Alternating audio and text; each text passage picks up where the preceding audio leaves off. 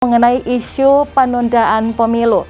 Nah, hal ini disikapi oleh Komisioner KPU Republik Indonesia yang mengatakan bahwa keputusan pemilu di tahun 2024 harus dihormati.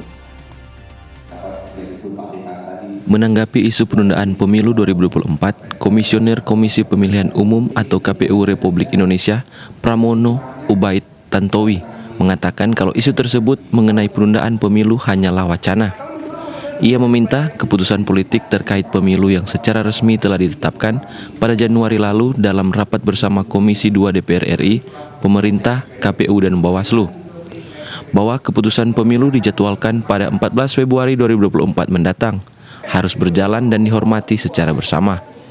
Hal ini ia sampaikan saat ditemui usai memberikan kuliah umum di Universitas Muhammadiyah Maluku Utara, Ternate pada Selasa siang.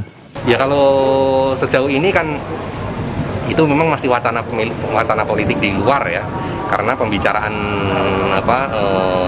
secara resmi kan sudah diambil tanggal 24 Januari yang lalu ketika pemerintah, DPR, dan KPU sudah mengambil keputusan politik bersama untuk menyelenggarakan pemilu hari H pemilu 2024 itu pada tanggal 14 Februari 2024. Jadi keputusan politik sudah diambil oleh pemerintah yang dipilih oleh Kementerian Dalam Negeri dan DPR Komisi 2 yang di dalamnya adalah berisi seluruh partai-partai politik. Jadi keputusan politik itu yang harus dihormati secara bersama oleh semua elemen politik bangsa ini. Bersihkan jalan ya Pak untuk 2024. Iya, jadi keputusan yang diambil bahwa pemilu akan dilaksanakan pada tanggal 14 Februari itu harus dihormati secara bersama.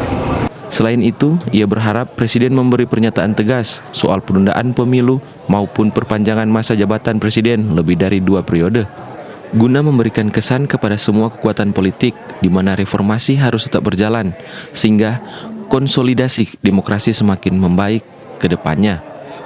Opik Syarifuddin, Kawanua TV.